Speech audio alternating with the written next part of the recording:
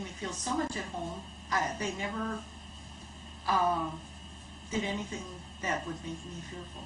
Mm-hmm. And after that meeting, they took me back to the ship, and the three beings that had brought me to the ship took me back home. And once we were back in the atmosphere, they were like light beings again. I don't know if it was something that they put around themselves for protection or what it was. But they walked me back into the house through the front door again. I laid down on the couch, and all of a sudden I was covered up with a blanket, and the lights dimmed. And that's when I got up and I looked around and I thought, oh my God, my life is changed completely.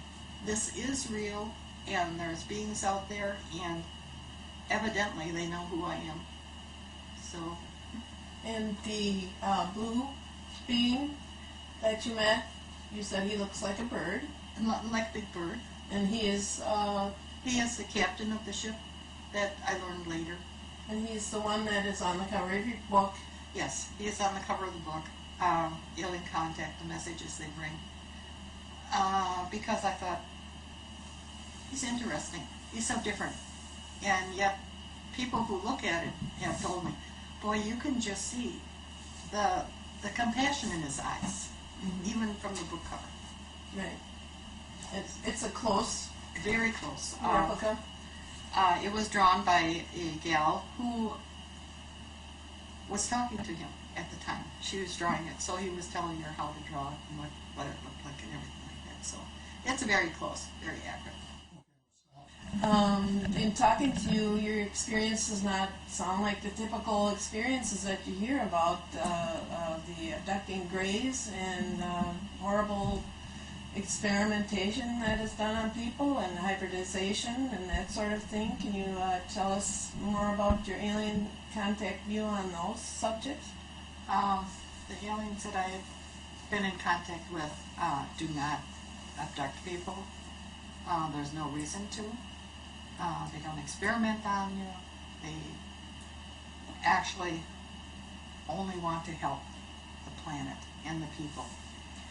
There are the greys and there are the reptilians, and there's good in every group of beings. Human, greys, reptilians are always good in the group, but there seems to be a group here now that have their own agenda, which is not good for humans. Mm-hmm. And so your contacts do not believe in the abducting? No, and they don't believe in implanting people, because they have a computer, and once you've had contact with them, they don't need to implant you anymore.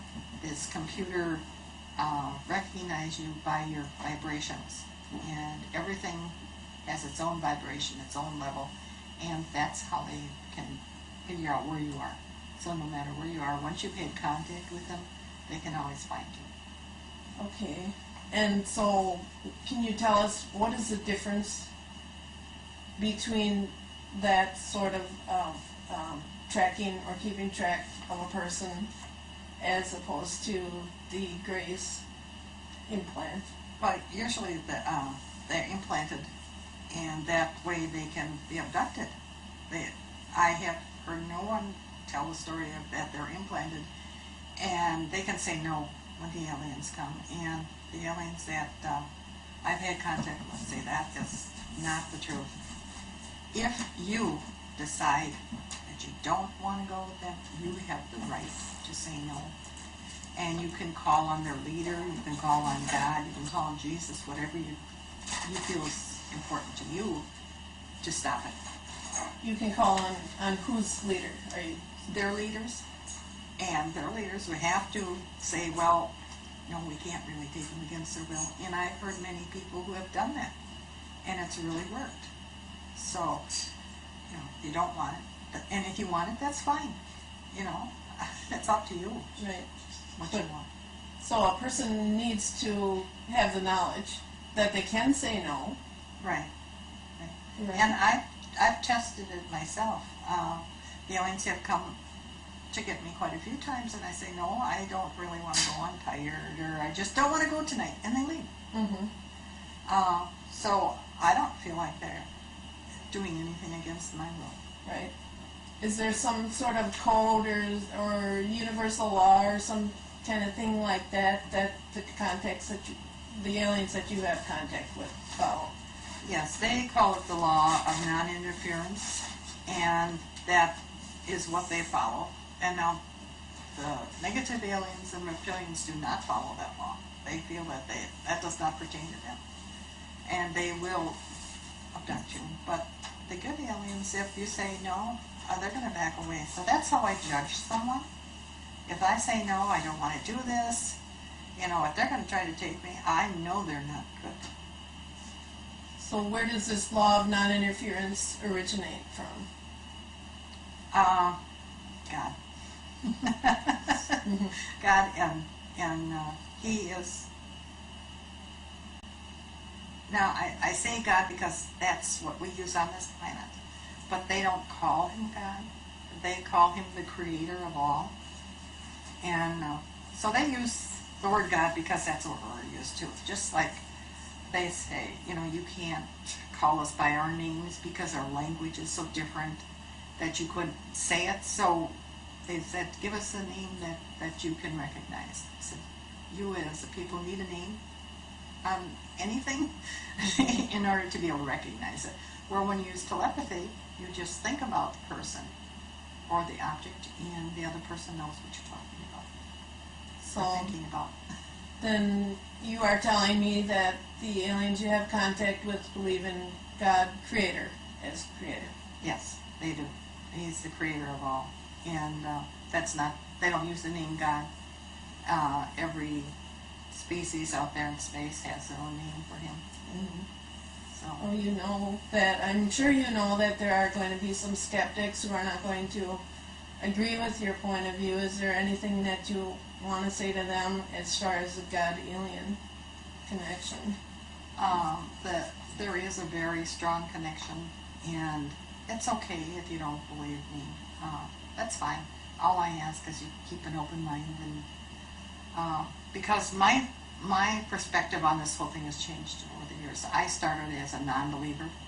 I mean, how could there be anything out there in space? I didn't really believe in God, and I didn't, and through the years of all the investigating I've done, the book reading I've done, the people that I've talked to, I have come to the conclusion that there is a Creator of all out there, and He did give us free will, so if we screw up, it's our fault, not His. Mm-hmm. Have your contacts let you know or given you any reason as to why they are here visiting the planet Earth at this time, and not only that, why are also the negative aliens visiting Earth at this time? The aliens that I'm working with, I call them the good spiritual aliens. They are here because of the negative aliens. The negative aliens are here to, well, it depends on who you talk to. They're either here to take over the planet, they're to enslave us. Some people will say to eat us, and I believe they're just here to cause havoc, and they would like this planet. It's beautiful. According to the aliens, it's one of the most beautiful planets in this whole universe, and universes. That it is so beautiful, and it's so diverse, which a lot of planets aren't. A lot of planets are mostly sand or desert, and a lot of them are just forests, and a lot of them are snow. So this planet seems to have everything. And the good aliens are here to try to help us. They want us to learn that if we become spiritual, and if we join together as a group, we can stop this. We can stop the negative aliens. And also there's natural disasters that are coming to the planet that have come cyclical.